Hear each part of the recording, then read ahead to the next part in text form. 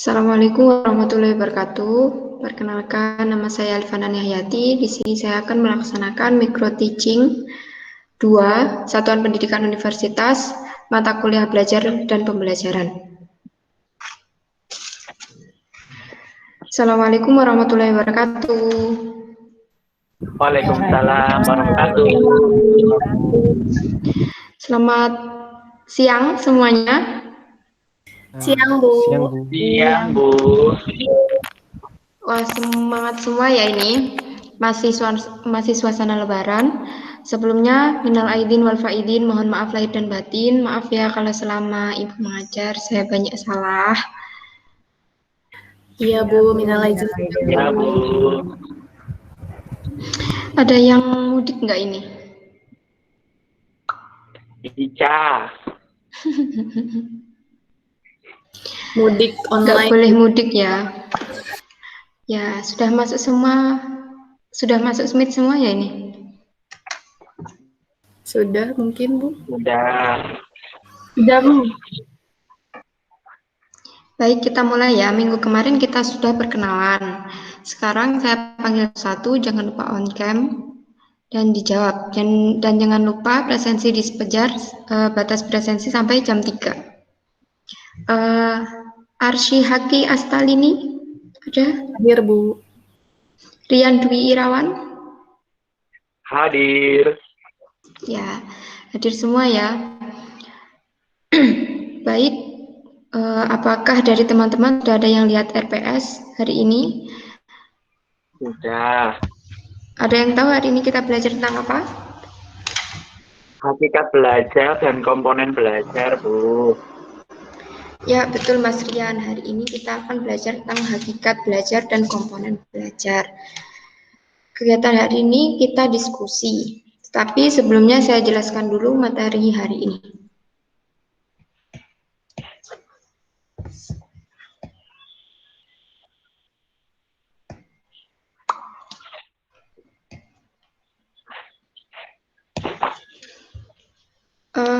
PPT-nya sudah keluar? Sudah, Bu. Sudah, Bu. Ya. Ada yang tahu hakikat belajar itu apa? Saya tahu, Bu. Iya, silakan. Belajar itu adalah proses manusia untuk mencapai berbagai macam kompetensi, keterampilan, dan sikap. Ya, benar Mbak Ajeng. Coba yang lain. Suatu proses perubahan perilaku pada manusia sebagai hasil dari pengalaman atau latihan. Ya, betul sekali Mbak Ajeng dan Mbak Ica ya. Beri tepuk tangan dong. Ya, belajar. Bentar.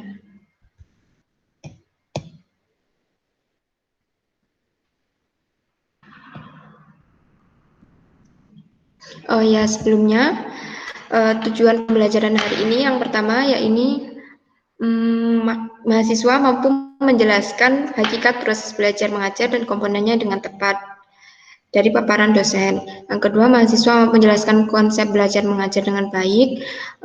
Dengan melihat slide PowerPoint, mahasiswa mampu menyebutkan ciri-ciri dan tujuan belajar mengajar.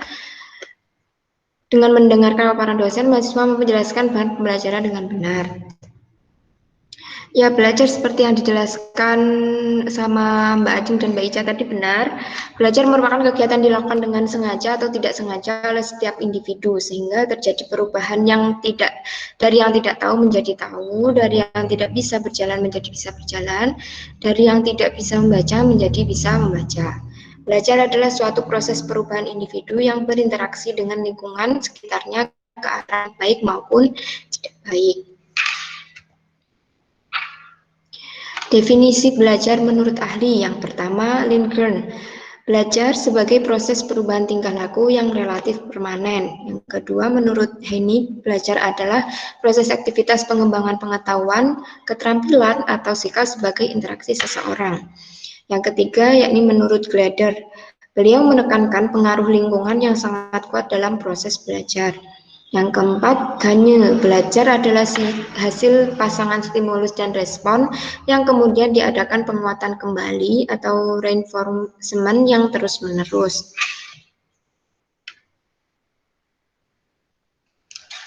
Nah, dalam proses belajar pasti ada tujuan supaya hasil belajar tercapai dengan maksimal. Nah, di sini ada klasifikasi hasil belajar. Yang pertama, ranah kognitif yang berkenaan dengan hasil belajar yang meliputi pengetahuan, pemahaman, aplikasi, analisis, sintesis, dan evaluasi. Yang kedua, ranah afektif berkenaan dengan sikap terdiri dari 5 aspek yang meliputi penerimaan, jawaban, penilaian, organisasi, dan internalisasi. Yang ketiga, ranah psikomotorik berkenaan dengan hasil belajar yang berupa keterampilan dan kemampuan bertindak. Dari sini ada yang ditanyakan?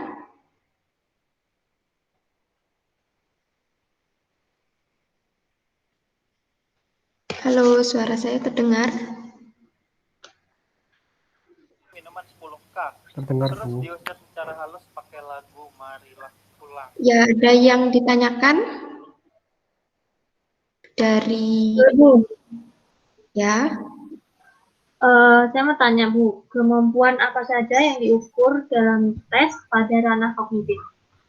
Iya, cakupan yang diukur dari ranah kognitif yang pertama ingatan atau nanti disebut C1, yaitu ditandai dengan kemampuan menyebutkan simbol, istilah, definisi, fakta, aturan, urutan, dan metode. Yang kedua C2 atau pemahaman. Kemampuan seseorang untuk memahami tentang sesuatu hal ditandai dengan kemampuan menerjemahkan, menafsirkan, memperkirakan, dan menginterpretasikan. Yang ketiga, C3, penerapan, yaitu kemampuan berpikir untuk menjaring dan menerapkan dengan tepat tentang teori, prinsip, simbol pada situasi baru atau nyata, ditandai dengan kemampuan menghubungkan, memilih, mengorganisasikan, memindahkan, menyusun, menggunakan, menerapkan, mengklasifikasikan, dan mengubah struktur. Yang keempat, C4 atau analisis, ditandai dengan kemampuan membandingkan, menganalisis, menemukan, mengalokasikan, membedakan, dan mengkategorikan. Selanjutnya C5 atau sintesis, kemampuan berpikir untuk memadukan konsep-konsep secara logis sehingga menjadi suatu pola yang baru, ditandai dengan kemampuan mensintesiskan, menyimpulkan, menghasilkan, mengembangkan, menghubungkan, dan mengkhususkan.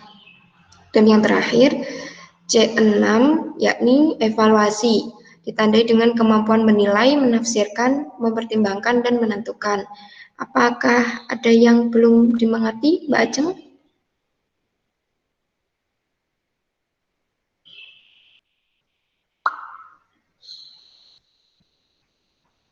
Sudah ya? Baik, saya lanjutkan lagi. Dalam kegiatan pembelajaran terdapat beberapa komponen untuk mewujudkan pembelajaran yang optimal. Salah satu saja, coba sebutkan komponen pembelajaran. Saya, Bu. Ya, silahkan. Komponen pembelajaran yakni tujuan, guru, peserta didik, strategi belajar, dan media, Bu. Ya, coba ada yang mau menambahkan lagi? Saya ya, Bu. Ya. Komponen pembelajaran yakni tujuan, guru, peserta didik, strategi belajar, media, kurikulum, dan evaluasi. Ya, betul sekali. Beri tepuk tangan Mbak Ica sama Mbak Arsy. Ya, komponen pembelajaran itu ada 7. Yang pertama kurikulum, tujuan pembelajaran, pendidik, peserta didik, media, strategi atau metode pembelajaran, dan evaluasi. Coba apa saja strategi atau metode pembelajaran yang kalian ketahui? Saya, Bu. Ya. Metode yang saya ketahui ada 3, yaitu metode ceramah, tanya jawab, dan diskusi. Ya, betul sekali. Dari sini ada yang ditanyakan? Belum ada, Bu. Ya, baik, kegiatan setelah ini diskusi ya. Untuk kelompoknya bebas dibagi 5 kelompok, anggotanya heterogen. Jadi akan saya berikan pertanyaan kemudian kalian diskusikan. Setelah itu masing-masing kelompok masuki breakout room sesuai kelompoknya untuk mendiskusikan yang saya katakan tadi. Setelah itu jika waktunya sudah selesai kembali ke main room dan sampaikan apa hasil diskusi kalian. Diskusi saya beri waktu 30 menit. Di sini ada yang belum mengerti? Sudah jelas, Bu. Sudah jelas, Bu. Ya, nanti diskusikan terkait bagaimana cara kalian mengimplementasikan komponen pembelajaran. Baik, silahkan memasuki breakout Zoom sesuai kelompok masing-masing. Pre-memory.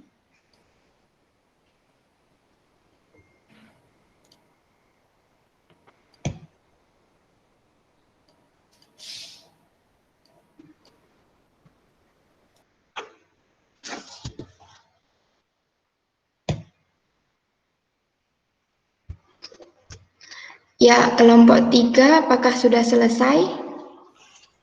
Belum, Bu. Kurang sedikit lagi.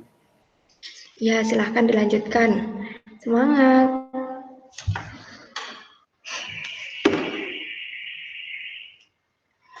Untuk kelompok 5, bagaimana? Apakah ada kesulitan?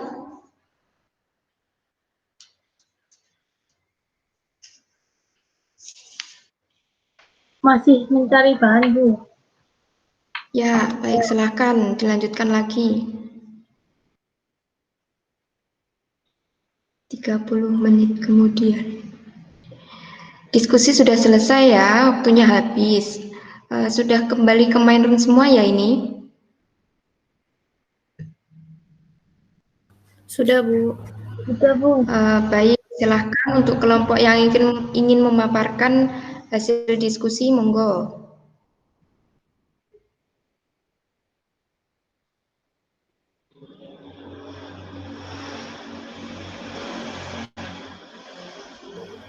Saya, Bu, dari kelompok 3. Iya, silahkan.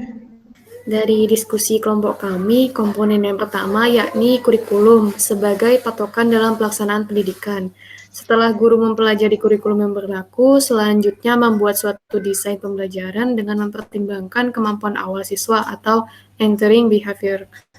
Tujuan yang hendak dicapai, teori belajar dan pelajaran, karakteristik bahan yang akan diajarkan, metode dan media atau sumber belajar yang akan digunakan, dan unsur-unsur lainnya sebagai penunjang pembelajaran, seperti menggunakan strategi belajar yang mudah dipahami, peserta didik, dan media yang cocok dalam pembelajaran tersebut.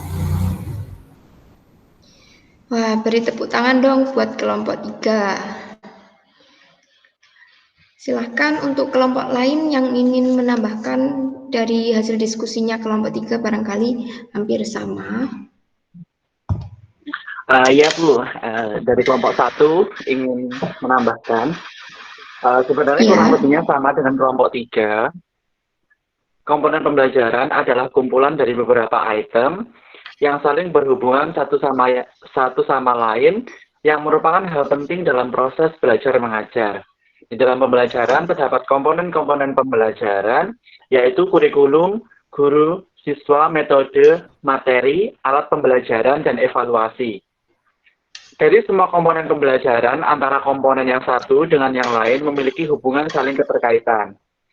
Guru sebagai ujung tombak pelaksanaan pendidikan di lapangan sangat menentukan keberhasilan dalam mencapai tujuan pendidikan. Bagi setiap guru, dituntut untuk memahami masing-masing metode secara baik, dengan pemilihan dan penggunaan metode yang tepat untuk setiap unit materi pelajaran yang diberikan kepada siswa. Maka akan meningkatkan proses interaksi belajar mengajar. Jika ada salah satu komponen pembelajaran yang bermasalah, maka proses belajar mengajar tidak dapat berjalan dengan baik. Itu Bu hasil dari kelompok 1. Baik, terima kasih untuk kelompok 3 dan kelompok 1 atas pemaparan hasil diskusinya. Beri tepuk tangan dong buat kelompok 3 dan 1. Ya, kelompok 1 lebih lengkap ya, Mas Rian tadi. Terima kasih. Jadi sudah paham ya semuanya terkait pengimplementasian komponen pembelajaran. Jadi sudah harus siap jadi guru. Amin. Nah, kita refleksi lagi dari komponen pembelajaran tadi. Yang pertama yakni kurikulum. Masih kurikulum itu yakni rencana mengenai tujuan, isi, dan bahan pelajaran serta cara yang digunakan sebagai pedoman penyelenggaraan kegiatan pembelajaran untuk mencapai tujuan pendidikan. Selanjutnya yang kedua, tujuan pembelajaran, yakni rumusan perilaku yang telah ditetapkan agar tampak pada diri siswa sebagai akibat perbuatan belajar yang telah dilakukan. Seperti tujuan pembelajaran tadi yang saya tayangkan di PPT, kan itu ada tujuan pembelajaran. Nah, seperti itu. Yang ketiga yakni pendidik yakni komponen pembelajaran yang berperan sebagai pelaksana kegiatan agar pembelajaran berlangsung secara optimal. Pendidik ini yakni guru. Yang keempat, peserta didik siswa merupakan komponen pembelajaran yang terpenting karena komponen siswa sebagai pelaku belajar dalam proses pembelajaran. Yang kelima, strategi. Cara menyampaikan sejumlah materi pembelajaran untuk dapat mewujudkan tujuan pembelajaran seperti strategi ini tadi.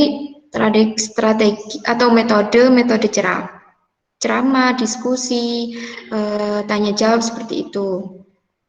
Yang keenam, media, yakni alat bantu yang digunakan untuk menyampaikan informasi seperti saya memakai media PPT tadi. Yang ketujuh dan yang terakhir, evaluasi, yakni kegiatan penilaian yang dilakukan berdasarkan acuan tertentu untuk mencapai tujuan pembelajaran. Evaluasi ini biasanya kayak ujian begitu. Mungkin dari pembelajaran diskusi hari ini ada yang ditanyakan? Oh iya, untuk kelompok lain yang belum memaparkan hasil diskusinya, silahkan dilanjutkan dan dilengkapi. Nanti untuk semuanya saja, silahkan dikumpulkan di sebentar, formatnya bebas. Baik, Bu. Baik, kalau begitu kita akhiri perkuliahan hari ini. Semoga apa yang kita pelajari hari ini dapat bermanfaat bagi kita semua. Terima kasih ya waktunya untuk teman-teman. Assalamualaikum warahmatullahi wabarakatuh. Baik, Bu. Terima kasih. Waalaikumsalam. Silahkan observer.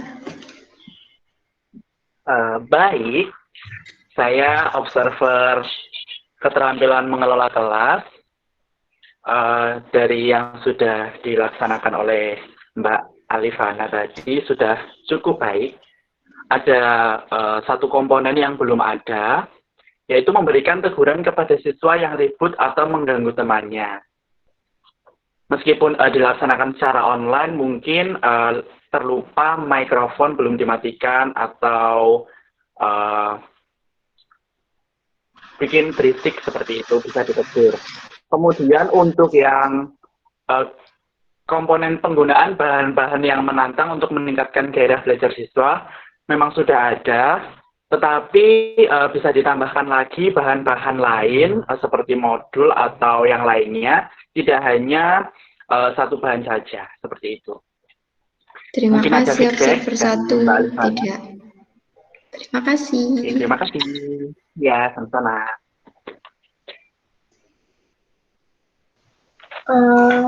Selanjutnya saya dari observer keterampilan membimbing diskusi kelompok.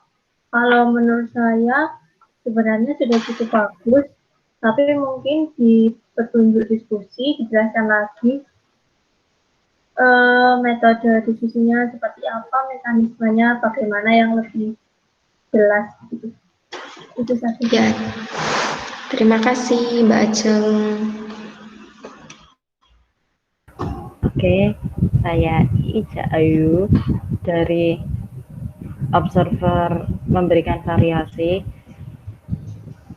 Sebelumnya saya ingin bertanya untuk Mbak Alifana, apakah media yang digunakan hanya PowerPoint ya tadi? Ya, hanya PowerPoint saja, masih PowerPoint. Nah, ya, jadi untuk memberikan variasi ini hampir semuanya terpenuhi, tapi ada yang belum, hanya di penggunaan variasi penggunaan media dan bahan ajar.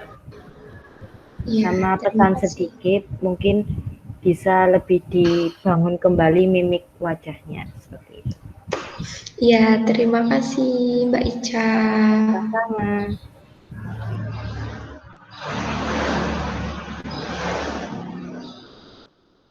Jol. Wes. Terima kasih kawan-kawan, Mbak Arsy sing kelompok 3 kene jenenge. Suwun pol. Sama-sama.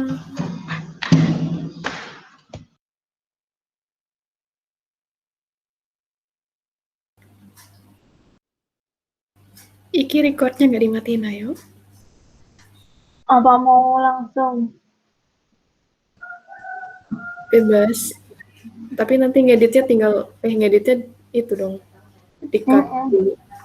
Yuk pada. Nah, Ivanda metu ditinggal ning ndi Mang? Jarine arep ditinggal. Ya wis iku ae, di stop ae bentar. wis langsung aja nanti langsung diikuti apa ini. Yo Oh iya. berat dong nek ngedite. Singane iki Anda yo.